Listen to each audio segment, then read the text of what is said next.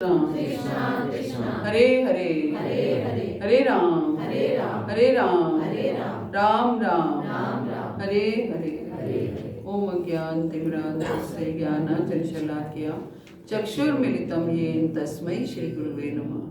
श्री चैतन्य मनोभीष्टं स्थापितं येन भूतले स्वयं रूप कदा मह्यं ददाति स्वपदान्तिकम्। वन्देऽहं श्रीगुरो श्रीपदकमलं श्रीगुरुन् वैष्णवांचं श्रीरूपं साग्रजातं सगण रघुनाथान्वितं तं सजीवम् साद्वैतं सावधूतं परिजनसहितं कृष्ण चैतन्य देवं श्री राधा कृष्ण पादान् सगण ललिता श्री विशाखान्वितांच। हे कृष्ण करुणा सिंधु दीनबंधो जगतपते गोपेश गोपिका कांत राधा कांत नमस्तुते। तप्त कांचन गौरांगी श्री राधे वृंदावनेश्वरी वृषभानुसुते देवी प्रणमामि हरिप्रिये। वाञ्छाकल्पतरुभ्यश्च कृपा सिन्धुभ्यैव च पतितानां पावनेभ्यो वैष्णवेभ्यो नमो नमः। जय श्री कृष्ण चैतन्य प्रभु नित्यानंद श्री अद्वैत गदाधर श्रीवासादि गौर भक्त वृंद। हरे कृष्णा कृष्णा कृष्णा हरे हरे हरे राम राम राम हरे हरे। हरे कृष्ण। ओम नमो भगवते वासुदेवाय। ओम नमो भगवते वासुदेवाय। ओम नमो भगवते वासुदेवाय। ओम नमो भगवते वासुदेवाय। ओम नमो भगवते वासुदेवाय। ओम नमो भगवते वासुदेवाय। नारायणं नमस्कृत्य नारायणं नमस्कृत्य नरं चैव नरोत्तमं नरं चैव नरोत्तमं देवीं सरस्वतीं व्यासं देवीं सरस्वतीं व्यासं ततो जयमुदीरये।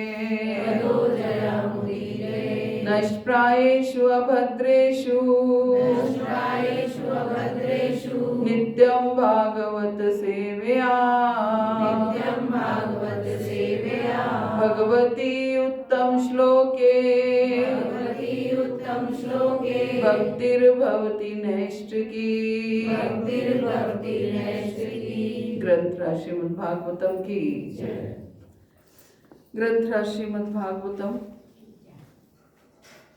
स्कंद 5 अध्याय 9 में से हम पढ़ रहे थे कि भरत महाराज अब हिरण्य का जन्म लेने के बाद अब जड़ भरत के रूप में एक ब्राह्मण कुल में पैदा हुए हैं।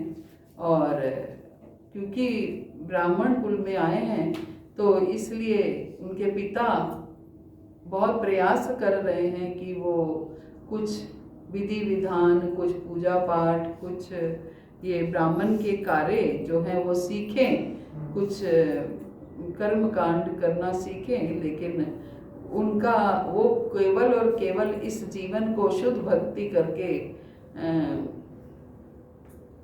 निकालना चाहते हैं।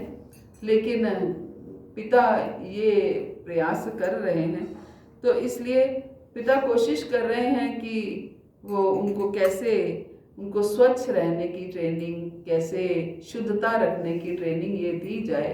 लेकिन वो जड़ की तरह बिहेव कर रहे हैं कि जैसे एक पागल व्यक्ति होता है, एक मूक व्यक्ति, कुछ उसको समझ में नहीं आ रहा है। तो इस तरीके से उनका जो है व्यवहार है वो इस तरीके से है। तो इसलिए आगे कहते हैं कि अपने पिता द्वारा वैदिक ज्ञान की समुचित शिक्षा दिए जाने पर भी जड़ भरत उनके समक्ष मूर्ख की भांति, जड़ की भांति आचरण करते हैं। वे ऐसा आचरण इसलिए करते हैं जिससे उनके पिता ये समझें कि वो शिक्षा के अयोग्य हैं और इस प्रकार उसे आगे शिक्षा देना बंद कर दें। कैसे आचरण करते हैं? एकदम मूर्ख की भांति, जड़ की भांति आचरण करते हैं। किस लिए? ताकि उनके पिता ये समझें कि ये तो मूर्ख है, ये कुछ नहीं समझ सकता, इसलिए ताकि आगे उनको ये शिक्षा देना बंद कर दें। किस लिए? भौतिकता में ना फंसे, ताकि वो शुद्ध भक्ति की ओर बढ़ सके। ये कर्मकांडी भक्ति को वो अपनाना नहीं चाहते हैं।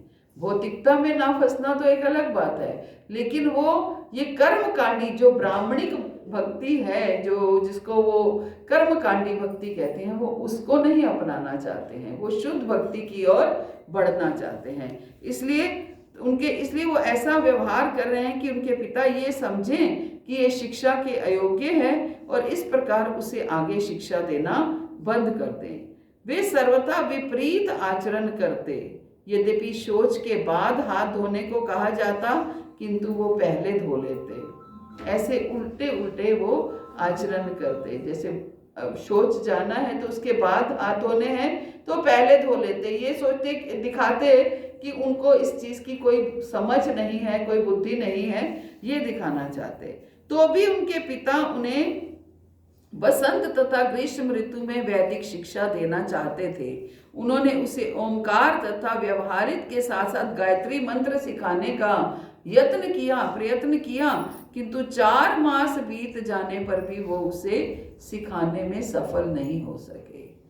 क्योंकि एक ब्राह्मण क्या है, एक यज्ञ अनुष्ठान उनको करवाने होते हैं, तो ब्राह्मण का कार्य क्या है कि किसी यजमान ने बोला कि ये अनुष्ठान करा दीजिए, तो उसके लिए मंत्र सीखने पड़ेंगे, तो सबसे पहले गायत्री मंत्र ही सिखाया जाता है। इसलिए उनके पिता ने सबसे पहले गायत्री मंत्र सिखाने का प्रयास किया, लेकिन गायत्री मंत्र वो कितना 4 महीने वो इसका प्रयास करते रहे, लेकिन वो नहीं सीख पाए। जड़ भरत का ब्राह्मण पिता अपने पुत्र को अपनी आत्मा तथा हृदय के समान मानता, अतः वह उससे अत्यधिक अनुरक्त था। उसने अपने पुत्र को सुशिक्षित बनाना चाहा और अपने इस असफल प्रयास में उसने अपने पुत्र को ब्रह्मचर्य के विधि विधान सिखाने प्रारंभ किए, जिनमें वैदिक अनुष्ठान, शौच, वेदाध्ययन, कर्मकांड, गुरु की सेवा, अग्नि यज्ञ करने की विधि सम्मिलित थे। उसने इस प्रकार से अपने पुत्र को शिक्षा देने का भरसक प्रयत्न किया, किंतु वह असफल रहा। हर तरह की उन्होंने ट्रेनिंग देने की प्रयास किया कि कैसे वैदिक अनुष्ठान किए जाते हैं, कैसे शौच आदि से निवृत्त होकर के कैसे एक ब्राह्मण को फिर से स्नान करना होता है और फिर तभी वो वैदिक अनुष्ठान कर पाता है। वेदों का अध्ययन कराना शुरू किया, कर्म कांड कराने शुरू किए, लेकिन वो कुछ नहीं समझ पाए क्या? उन्होंने ये प्रयास नहीं किया और ये दिखाया कि उनको कुछ नहीं आता है, वो कुछ नहीं कर पाएंगे। इसलिए वो उनके पिता जो है इन कार्यों में असफल रहे। उसने अपने अंतःकरण में ये आशा बांध रखी थी कि उसका पुत्र विद्वान होगा, किंतु उसके सारे प्रयत्न निष्फल रहे। हर पिता की आशा होती है कि अगर पिता डॉक्टर है तो पुत्र भी डॉक्टर बन जाए, पिता इंजीनियर है तो पुत्र भी इंजीनियर बन जाए। अगर वो नहीं बन सकता तो उससे ऊपर बने, कम से कम उससे नीचे ना जाए। इसलिए ब्राह्मण पिता की भी यह आशा थी कि उसका पुत्र भी कर्मकांडी ब्राह्मण बने। जैसे मैं यज्ञ अनुष्ठान लोगों के कराता हूँ, वैसे ही वो भी यज्ञ अनुष्ठान कराए। लेकिन पिता ने भरसक प्रयास किया, लेकिन वो इसमें सफल नहीं हो सके। एक जड़ की भांति वो व्यवहार करते, एक मूर्ख व्यक्ति की भांति वो व्यवहार करते, तो पिता को लगने लगा ये नहीं समझ पाएगा। और उनका व्यवहार ये इसलिए था कि वो इस भौतिक जगत से में कुछ भी इन्वॉल्वमेंट अपनी चाहते ही नहीं थे।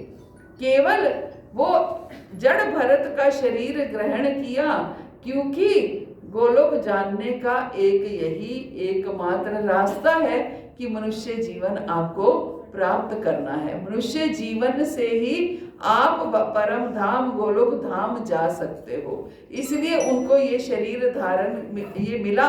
लेकिन क्योंकि उनको पिछले जीवन की, जब वो हिरण बने उस जीवन की, या उससे पहले वो भरत के रूप में थे, इस जीवन की याद थी।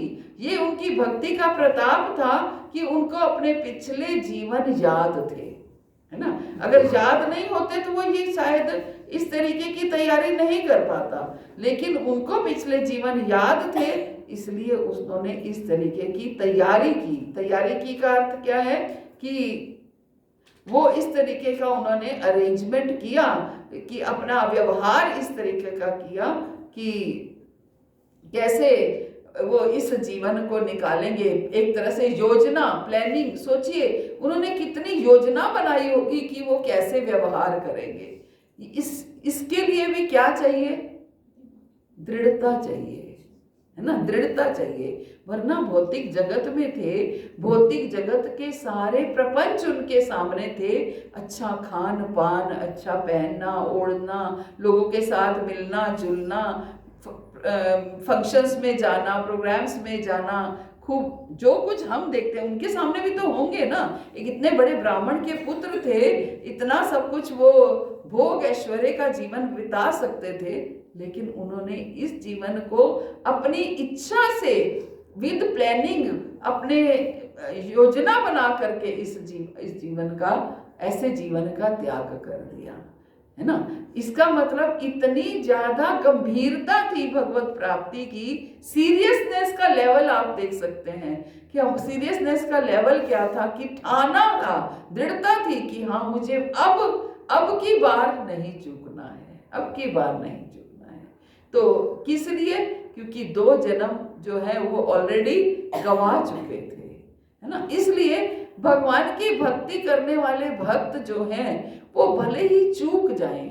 जब वो भरत महाराज के रूप में थे तो भले ही उनसे गलती हो गई कि वो हिरण के मोह में फंस गए, लेकिन भले ही चूक जाए, लेकिन भगवान इतनी कृपा अवश्य करते हैं कि आने वाले 2-3 जन्मों का उनको चांस दे करके उनको निकाल के ले जाते हैं। तो इसलिए भरत महाराज भले ही उस जीवन में चूक गए क्योंकि हिरण में आसक्ति हो गई, अगला जीवन भगवान, देखिए भगवान ने अपने नियमों का भी पालन करना है, अपनी प्रतिज्ञाएं जो उन्होंने भगवत गीता में उन्होंने क्या कहा है, अंत काले च मामेव स्मरण मुक्त्वा कलेवरम, और यम यम वापि स्मरण भावम त्यज्यन्ते कलेवरम तम तमेवेति कौन्तेय सदा तद भाव भाविता, है ना। जो अंत काल में मेरा स्मरण करता है और वो मुझे प्राप्त करता है, लेकिन जो अंत काल में मेरा स्मरण नहीं करता तो वो किसे प्राप्त करता है? क्या कहते हैं? यम यम वापि स्मरण भावम, जिसका भी स्मरण करता है वो, अगर मेरा स्मरण नहीं करता तो जिसका भी स्मरण करता है उसको प्राप्त करता है। तो क्या हुआ? भरत महाराज ने भगवान का निकले भगवान के लिए थे, लेकिन भगवान का स्मरण नहीं कर पाए। किसका स्मरण किया? हिरण का स्मरण किया, तो हिरण की योनि प्राप्त की। लेकिन भक्ति नेहा विक्रम नाशो अस्ति प्रत्यवायो ना विद्यते स्वल्पस्य धर्मस्य त्रायते मते। जो प्रयास में ना तो लाभ है और ना ही हानि है, कोई हानि नहीं हुई। क्या हुआ? एक जीवन और एक्स्ट्रा लेना पड़ा, एडिशनल, है ना। बस ये हानि उनकी हुई कि एक जीवन और लेना पड़ा, 1 बार 2 बार फिर से गर्भ में आना पड़ा, तो ये हानि हुई। लेकिन लाभ क्या हुआ? लाभ यही हुआ कि अपने पूर्व जीवन जो है उनको सारे उनकी मेमोरी में रहे, उनको याद रहे, और इन जीवनों के लिए को याद रहने की वजह से, अगर वो याद नहीं होते तो इतनी गंभीरता नहीं होती। आज हमारे अंदर गंभीरता क्यों नहीं है? दृढ़ता नहीं है, दृढ़ता नहीं है, और नहीं जानते कि पिछले जीवन कैसे चूक गए हैं, है ना। पिछले जीवन कैसे चूक गए हैं, अगर याद होता कि पिछले जीवन चूक गए हैं, पिछले जीवन में भी हम मनुष्य बने लेकिन फिर भी भगवत प्राप्ति नहीं कर पाए, लेकिन वो चीज हमें याद नहीं है, इसलिए दृढ़ता नहीं है। लेकिन दृढ़ता अगर आ जाए, गंभीरता अगर आ जाए, तो फिर हम इस जीवन को, अंतिम जीवन के बारे में सोचते हैं। लेकिन अभी भी हम सीरियस नहीं हैं। हमें लगता है कि पहली बात तो संशय बहुत बड़ी चीज है ना। संशय क्या है? पता नहीं जो शास्त्र कह रहे हैं वो ठीक भी है या नहीं है। क्या गोलोक जैसी कोई चीज है भी या नहीं है, ये केवल ऐसे ही बात हो रही है। क्या हरे कृष्ण महामंत्र में इतनी शक्ति है भी कि वो गोलोक पहुंचा देगी या नहीं पहुंचा देगी? है माता जी, तब तो यहाँ पे आई हूँ।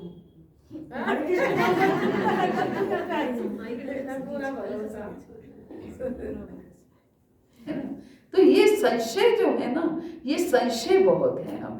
हमें पूर्ण विश्वास नहीं है कि नहीं, इसी जीवन में ही मुझे अंतिम जीवन में बना सकती हूँ। हमें लगता है कि ये तो प्रैक्टिकली संभव नहीं है। हम ये सोचते हैं कि ये ऐसा हो सकता है क्या, इसी जीवन में हम निकल सकते हैं क्या?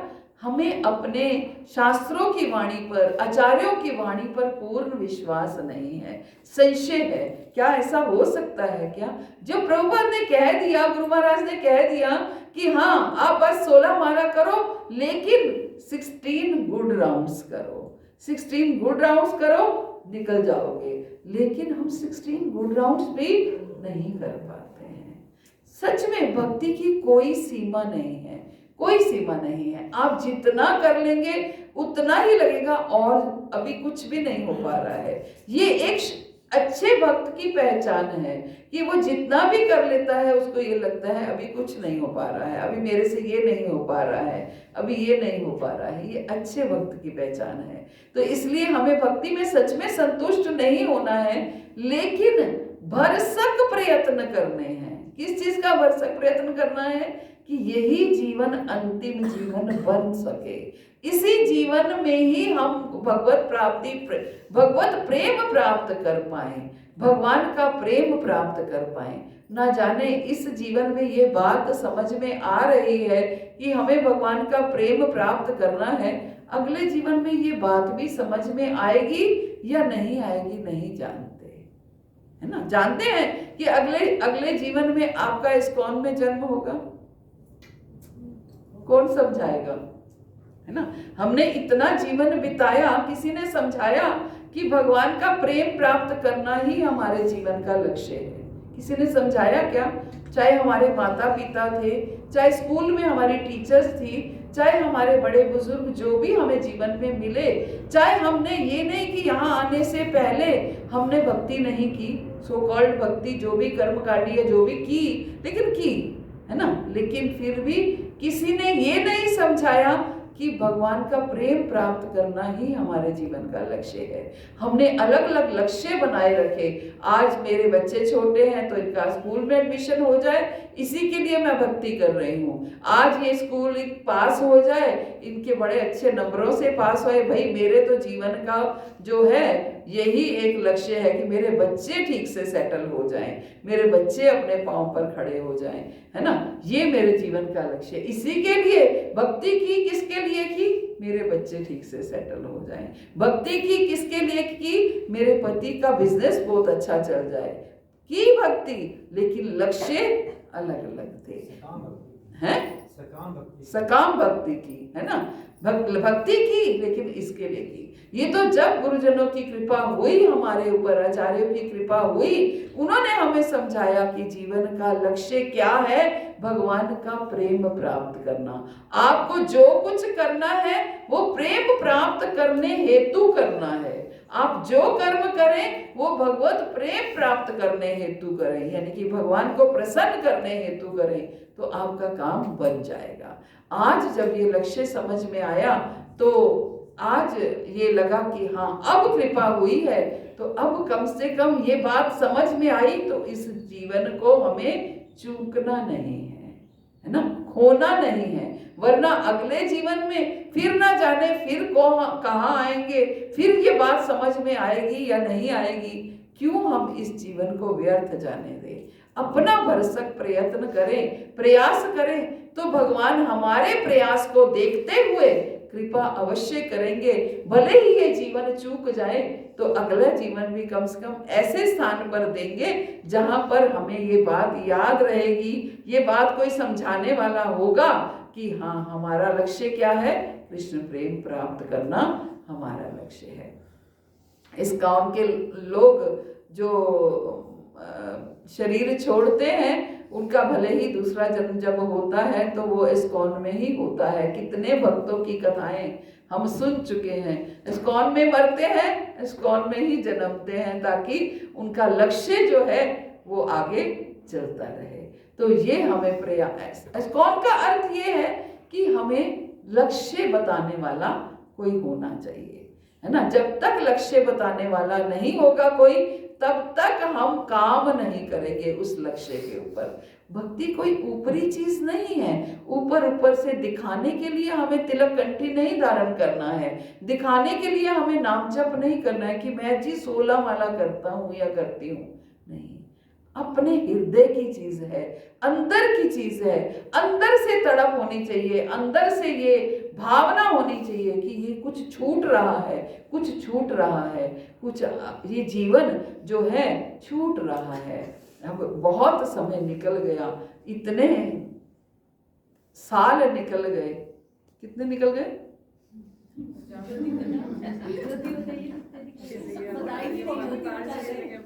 है ना। हर जन्मदिन पर हमारे 1 वर्ष कम हो जाता है। प्रसन्न होने की बात है या दुखी होने की बात है? नहीं, क्यों? प्रसन्न होने की बात है कि हमने ये साल कम से कम प्रभु आपकी भक्ति में बिताया। ऐसे और साल देना, ऐसे और साल देना, तब हम आपकी अच्छे से भक्ति कर पाए। ठीक है, दुखी होने की बात क्या है? जो जीवन है वो तो है ही, वो तो निश्चित है ही, वो तो मिला ही उतना है, उसमें दुखी क्या होना है? ठीक है, पर कम से कम जो साल मैंने बिताया वो आपकी सेवा में बिताया, आपकी भक्ति करते हुए बताया। बाकी का जीवन भी और दृढ़ता से भक्ति कर पाऊं, ये प्रार्थना कर। लेट आ गई ना कोई बात, अगर लेट भी आए, बचे हुए जीवन को पकड़ करके रखिए, संभाल करके रखिए, दृढ़ता ले आइए। लेट आ गए, इस चीज का अफसोस करने का कोई लाभ नहीं है। भक्त कभी पश्चाताप नहीं करता कि मैं लेट हो गया। भक्त क्या करता है? दृढ़ता लेकर के आता है। बस अब जो भी है हमें इसको पकड़ कर रखना है। खटवांग मुनि क्या था? उनको जीवन के अंतिम समय पे पता चला था कि उनका जीवन केवल 45 मिनट का रह गया। कौन थे खटवांग मुनि? उन्होंने देवताओं की मदद की थी। देव असुर संग्राम जब हुआ था तो देवताओं की मदद, देवताओं की तरफ से वो लड़े थे असुरों के साथ, और देवता लोग जीत गए। तो जब देवता जीते तो उन्होंने खटवांग मुनि से कहा कि क्या हम आपको क्या दे सकते हैं, आप हम आपकी क्या मदद कर सकते हैं, हम आपको कुछ देना चाहते हैं, आपने हमारी इतनी मदद की।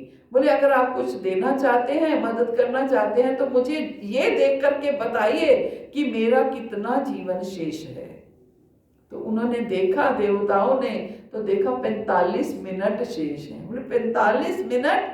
बस फिर उन 45 मिनट में वो इतनी पूर्ण योग साधना में बैठ गए और भगवत प्राप्ति कर ली, है ना।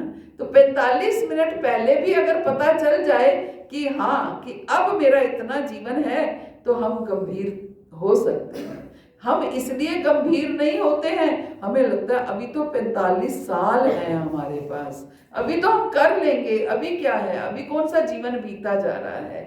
ये नहीं जानते कि खटवांग मुनि को तो 45 मिनट का पता था, परीक्षित महाराज को 7 दिन का पता था, हमें तो ये भी नहीं पता है कि हमारा कितना समय है। इसलिए हर पल हर क्षण गंभीरता से लेके जाना है कि कैसे मैं एक पल को भी व्यर्थ ना गवाऊं, एक क्षण को भी व्यर्थ ना गवाते हुए हर पल हर क्षण में सेवा में बिता दूं, हर पल हर क्षण में भगवान को के सिमरन में।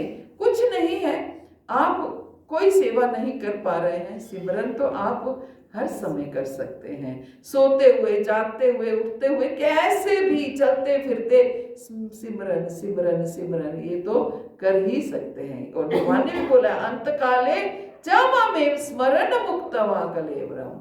ये भी नहीं बोला कि मेरा नाम लेते हुए शरीर छोड़ेगा, ये भी नहीं बोला कि मेरे दर्शन करते हुए शरीर छोड़ेगा, क्या केवल स्मरण करते हुए शरीर। तो अभ्यास किसका करना है? स्मरण का करना है। लेकिन उसका अभ्यास होगा कैसे? जब अपने आप को, अपनी इंद्रियों को एंगेज रखेंगे भगवान की सेवा में, तो स्मरण रहेगा। इसी के लिए ये 5 तत्व दिए गए हैं कि स्मरण रहे। कैसे 5 तत्व? नाम जप, भागवत श्रवण, मथुरा वास, श्री विग्रह सेवा, भक्तों का संग। ये 5 तत्व दिए ही इसीलिए गए हैं ताकि स्मरण बना रहे, है ना, स्मरण बना रहे।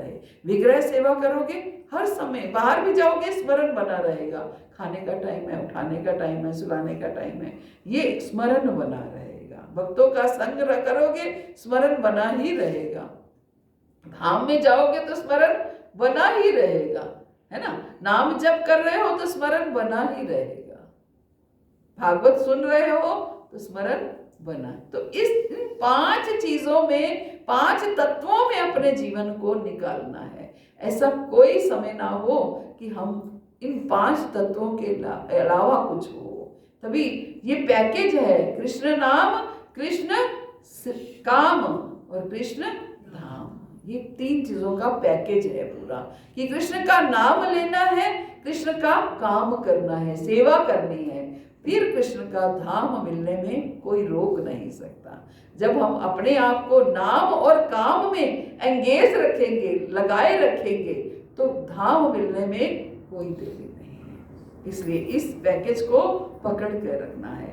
तो क्या कह रहे हैं? उसने अब गुरु की सेवा अग्नि यज्ञ करने की विधि सम्मिलित थी। उसने इस प्रकार से अपने पुत्र को शिक्षा देने का भरसक प्रयत्न किया, किंतु वह असफल रहा। उसने अपने अंतःकरण में आशा बांध रखी थी कि उसका पुत्र विद्वान होगा, क्योंकि ब्राह्मण था। अंदर से आशा क्या है? मेरा पुत्र विद्वान होगा, इतना बड़ा ब्राह्मण बनेगा, लोग दूर दूर से उसको बुलाएंगे अपने अनुष्ठान कराने के लिए।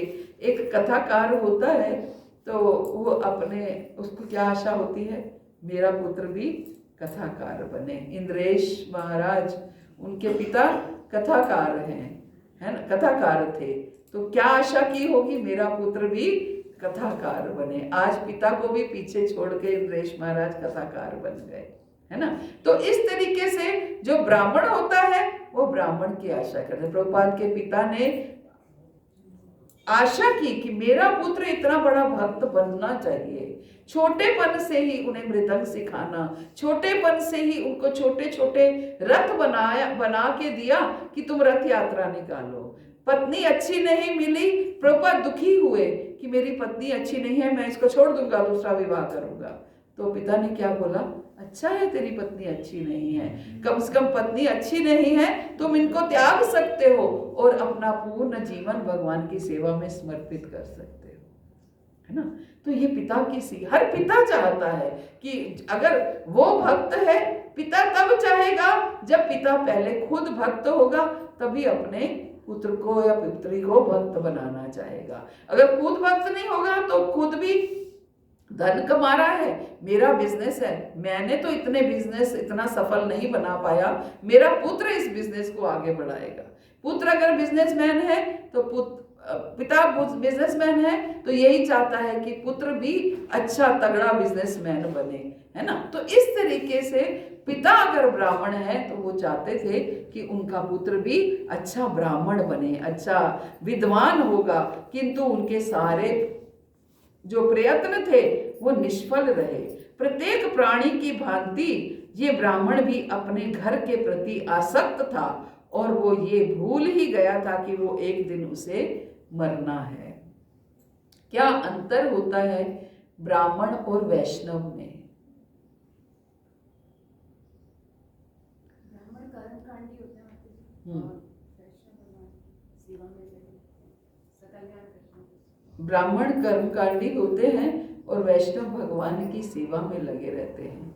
ब्राह्मण सकाम भक्ति करते हैं और वैष्णव निष्काम भक्ति करते हैं। इसलिए ब्राह्मण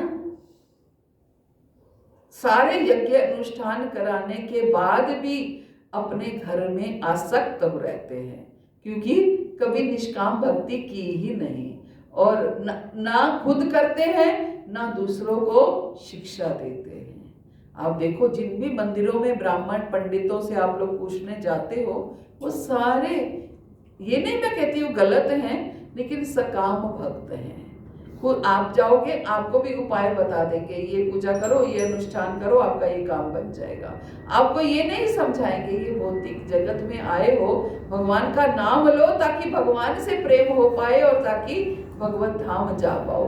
किन चक्करों में पड़े हो?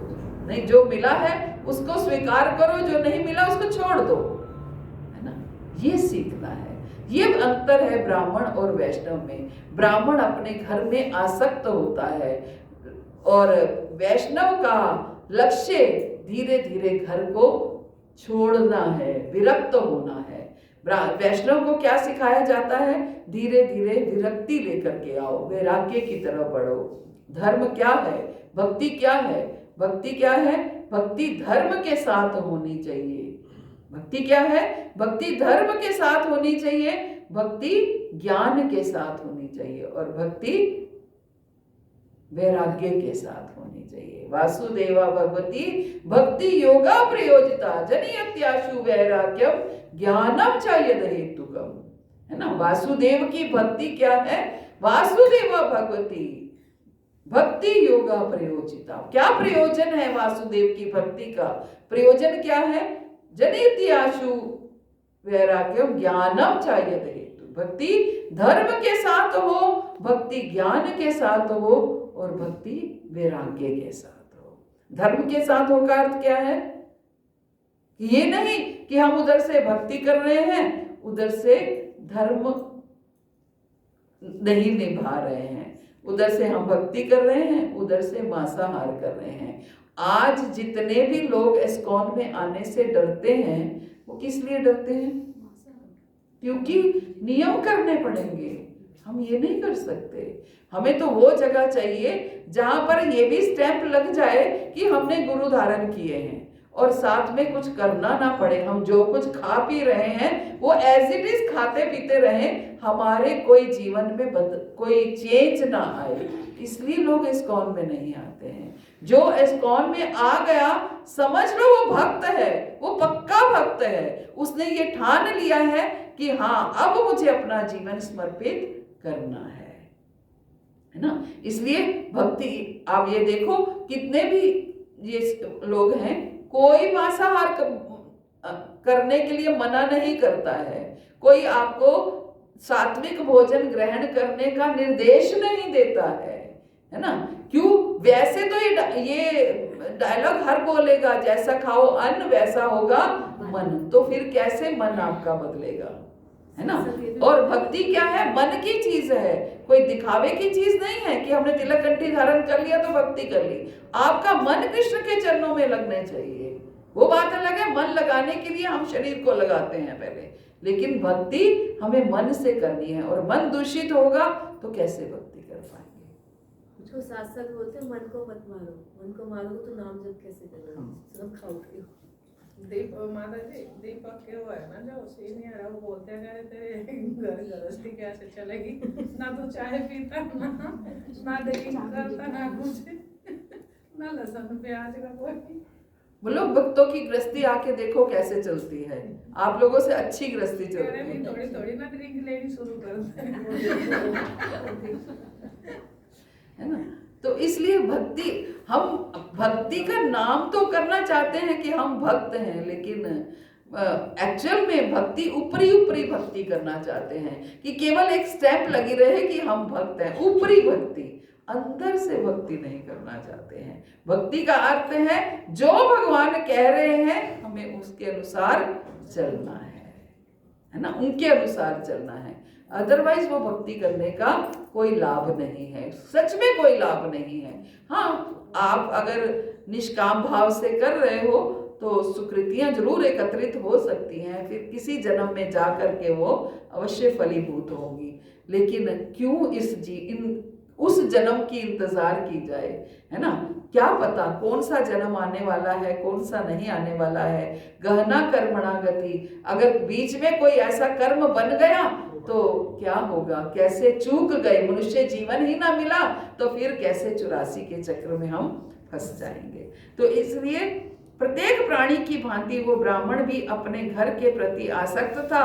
वो ये भी भूल ही गया था कि एक दिन उसे मरना है, किंतु मृत्यु कभी नहीं भूलती और वो उचित समय पर प्रकट हुई और उसे उठा ले गई। अब क्या हुआ, जड़ भरत के पिता भी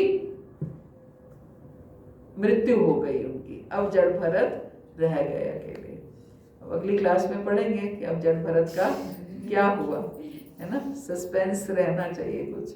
हरे कृष्णा, हरे कृष्णा। तो किसी का कोई प्रश्न है? माता जी आप बोलते हैं भगवान प्रेम कैसे करेगा, हमें तो पता नहीं चलेगा।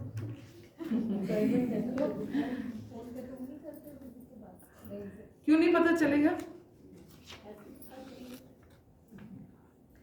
आपका हृदय आनंदित हो जाएगा। जब एक भौतिक व्यक्ति आपसे प्रेम करता है, आपका पति आपसे प्रेम करता है, आपका पुत्र आपसे प्रेम करता है, आपको क्या लगता है, कैसे पता चलता है? आनंद होता है ना, खुशी होती है ना। तो जब भगवान प्रेम करेंगे तो आनंद नहीं होगा? कैसा आनंद होगा? दिव्य आनंद होगा। आप हर समय आनंद में होंगे। आपको किसी ब्रह्मभूत प्रसन्न आत्मा ना सोचती ना कांक्षती, ना किसी चीज का शोक होगा, ना दुख होगा, ना कोई इच्छा होगी। हर समय आनंद ही आनंद, आनंद ही आनंद हो जाता है जब हरि से तार जुड़ जाता है। आनंद ही आनंद हो जाता है जब हरि से तार जुड़ जाता है। फिर कुछ ना मन को भाता है जब हरि से तार जुड़ जाता है। ये आनंद होगा, है ना, ये आनंद होगा। ये कैसे नहीं पता चलेगा? तब कुछ नहीं, कुछ और नहीं भाएगा, केवल कृष्ण, केवल कृष्ण पता चलेगा। ये तो सच है माता जी।